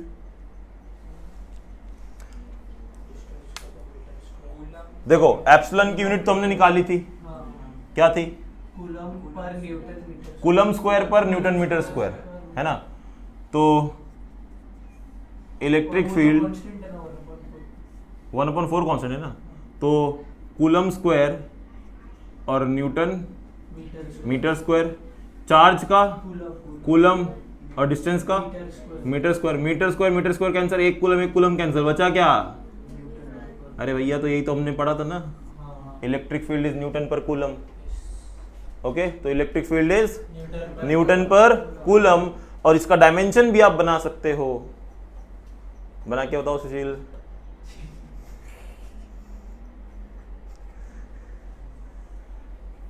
what is the dimension of electric field? Newton का क्या है? L1 m1 t raised to -2 क्या है? L1 m1 t raised to coulomb का क्या है? अभी कूलम मतलब चार्ज, Q क्या होता है? I into current into time. Current क्या हो जाएगा मेरा? I1, टाइम क्या हो जाएगा? T1। T1 ऊपर जाएगा माइनस हो जाएगा, तो आपको क्या आ जाएगा? L1 m1 I minus 1 t raised to, हो गया भाई dimension, right? So this is the dimension for, हर किसी का डायमेंशन निकाल सकते हो। आपको डायमेंशन कभी कभी पूछ लेता है एप्सिलॉन नॉट का भी, तो उसका भी निकाल सकते हो, यूनिट पता है तो कोई यूनिट निकालने बहुत ज़रूरी है फिजिक्स में। विदाउट यूनिट, विदाउट डायमेंशन कुछ नहीं कर सकते हो। कई बार ऐसे हो जाते हैं कि आपको ऐसे प्रॉब्लम आ जाते हैं जो डायमेंशनली ही सॉल्व होंगे, तो डायमेंशनली ही सॉल्व करने के लिए उसको आपको डायमेंशन आना चाहिए, उसका यूनिट आना चाहिए। तो कोई भी फॉर्मूला पढ़ना, कुछ भी पढ़ना फिजिक्स में, विदाउट यूनिट विदाउट डायमेंशन मत करना। आपको कभी भी कोई भी टीचर पढ़ा करके जाए तो आपका काम हो घर जाके उसका पहले सबसे यूनिट निकालो और उसका डायमेंशन खुद ही निकाल के रख दो बाजू में खुद से, ठीक है? क्रॉस चेक कर लो गूगल पे, सही निकाला है कि नहीं निकाला है। नहीं आया तो फिर आगे टीचर को पूछो मैंने किया, मैंने नहीं आया, बताओ कैसे आएगा, ठीक है? ओके, सो ये हो गया last topic, electric flux.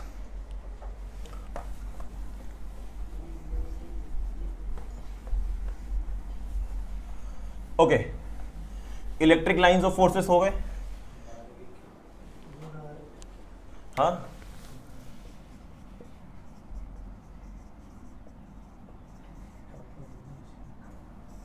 Electric field जो है, यहां देखो,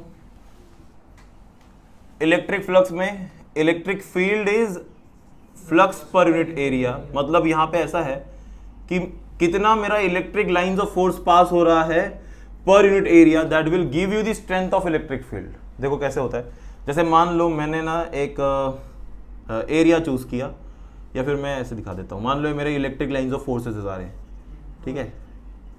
ये सारे हमारे इलेक्ट्रिक लाइंस ऑफ फोर्सेस हैं, और मैंने एक इतना बड़ा एरिया यहाँ चूज किया और उतना ही बड़ा एरिया मैंने यहाँ पे चूज किया। अब किस में से ज़्यादा लाइंस जा रहे हैं? इसमें से। मान लो ये ए है, ये बी है, तो ए में से ज़्यादा जा रहे हैं। सो फ्लक्स इसमें से ज़्यादा पास हो रहा है ना। What is flux? Electric lines जो है हमारे, इलेक्ट्रिक लाइंस ऑफ फोर्सेस जो है, उन्हीं को हम क्या बोलते हैं? फ्लक्स, ठीक है? तो फ्लक्स पर यूनिट एरिया, ये पूरा एक एरिया है ना, तो flux per unit area will give you the electric field. और ये इलेक्ट्रिक फील्ड क्या है? ये स्ट्रेंथ है। ये क्या है? स्ट्रेंथ ऑफ, जैसे अभी यहां पर था, अभी इलेक्ट्रिक फील्ड यहां पे कम थी, सॉरी यहां पे कम थी, यहां पे और कम हो गई, यहां पे और कम हो गई, यहां पे और ज्यादा हो गई, है ना? तो हम उसका स्ट्रेंथ की बात कर रहे हैं ना, स्ट्रेंथ कितना ज्यादा है इलेक्ट्रिक फील्ड का। तो वैसे ही यहां पे अगर मुझे स्ट्रेंथ निकालना है, so that will be electric flux per unit area, not E by A, ठीक है? It will be flux per unit area. अच्छा, अभी इनका ना कुछ डायरेक्शन वगैरह होता है, देखो कैसे, और ये बहुत मैटर करता है। अभी छोटा सा टॉपिक है, सी, अगर मैं एरिया को यहां लेके जाऊं तो फ्लक्स क्या हो जाएगा मेरा? So electric flux will be E into बराबर E इंटू, अच्छा अभी क्वेश्चन मार्क ये होगा कि मेरा जो फ्लक्स है, देखो एक बात आप ध्यान में रखो, इलेक्ट्रिक फ्लक्स आपको लगता है ये वेक्टर है, स्केलर है? Flux I am asking, flux is just a number of lines of forces. वो किस डायरेक्शन में जा रहा है मुझे उससे मतलब नहीं है, कितने जा रहे हैं मुझे उससे मतलब है। फ्लक्स मतलब क्या है बच्चों? अगर मैंने एक छोटा सा एरिया लिया, इसमें से मान लो 100 number of lines of forces pass हो गए, कितने? 100। तो फ्लक्स मेरा 100 हो गया। We are not talking about the intensity और strength of electric field, we are just talking about how many lines are passing through that area, how many fluxes, electric fluxes are passing through that area, and when I consider fluxes passing through area, that will give me electric field intensity, ठीक है? तो यहां पे flux मतलब सिर्फ number of lines of forces, वो सिर्फ क्या है? वो सिर्फ नंबर ऑफ लाइंस ऑफ, बाकी और कुछ नहीं है, ठीक है? तो दे आर स्केलर क्वांटिटी। वो क्या है हमारे? चलो मुझे इतना पता चल गया, ये स्केलर है, ये क्या है? अच्छा, इलेक्ट्रिक फील्ड क्या है? स्केलर है, वेक्टर है, अभी बताया था। इलेक्ट्रिक फील्ड का डायरेक्शन है, बराबर? तो इलेक्ट्रिक फील्ड क्या है? ये वेक्टर है। एरिया क्या है?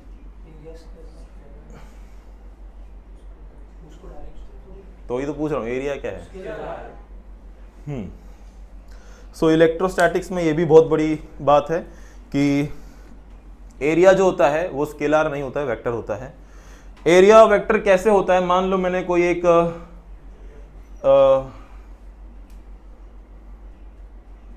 टेक्स्ट बुक दिखा, सी मान लो ये बुक है हमारी, ठीक है। अभी इस बुक में ये इसका एरिया है, टॉप एरिया। अगर मुझे इस एरिया का डायरेक्शन दिखाना है, how I will show? Bye drawing a perpendicular like this. So this is the direction of this area. अगर इस एरिया का डायरेक्शन दिखाना है, I will draw perpendicular here. So this is the direction of this. यहाँ पे इस तरफ, यहाँ पे। So by just drawing the direction, by just drawing the perpendicular on that area, you will tell the direction of that area, and area is a vector quantity. Area is a अब आप सीधी बता दो भाई, ये दोनों vector multiply हो रहे हैं, दोनों वेक्टर। अब इन दोनों वेक्टर को क्रॉस से मल्टीप्लाई करूं कि डॉट से मल्टीप्लाई करूं?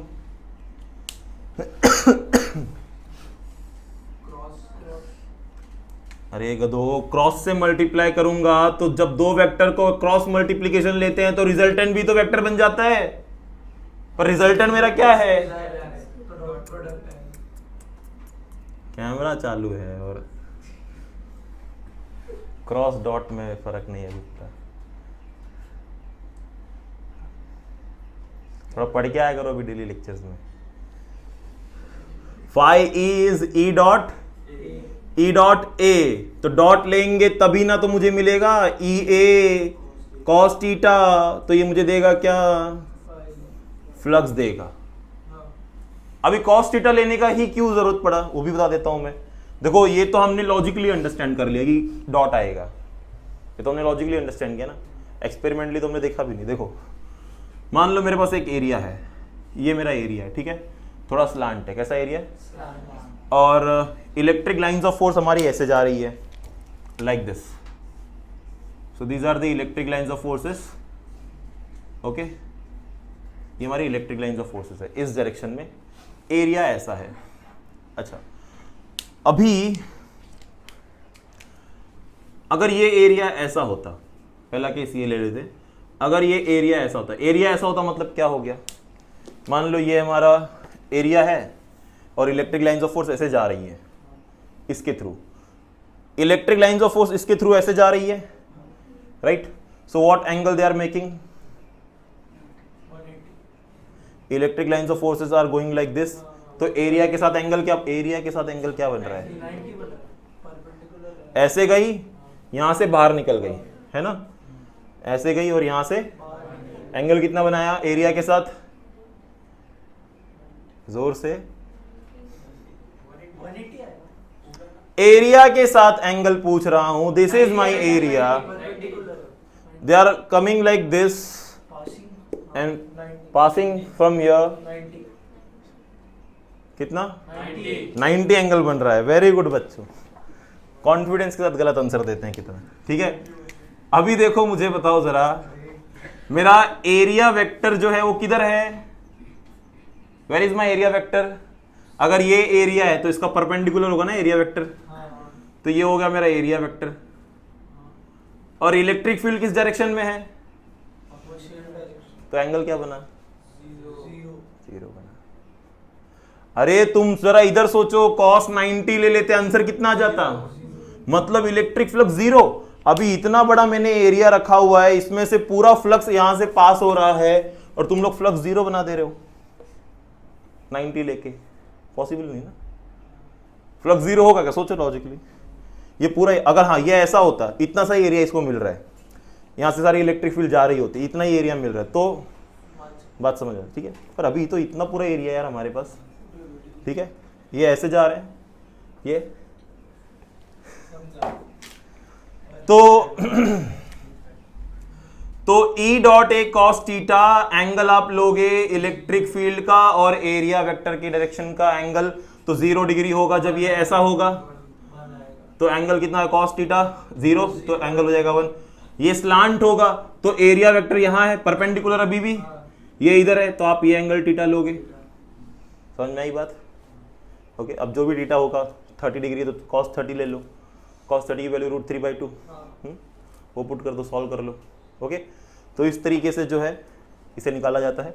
तो सिंपल आप याद रखो, electric flux is E dot A ऐसे, और अगर डॉट हटाओगे तो cos थीटा लिखोगे तो ऐसे लिखोगे, that's it. Okay, so this was your electric flux, और ये सारी चीजें अभी जो है हमें पूरे क्लास 12th में यूज होने वाली है। अभी इसमें और भी बहुत सारी चीजें हैं जैसे गॉस लॉ वगैरह है, बट मैं गॉस लॉ का डेरिवेशन नेक्स्ट लेक्चर में लेकर के ही उसके एप्लीकेशन हम क्या करेंगे, डायरेक्टली स्टार्ट, क्योंकि आपके बुक में अगर आप देखोगे तो सबसे पहले वो लोग ने स्टार्टिंग में ही क्या लिया हुआ है, application of Gauss law he start किया, बराबर।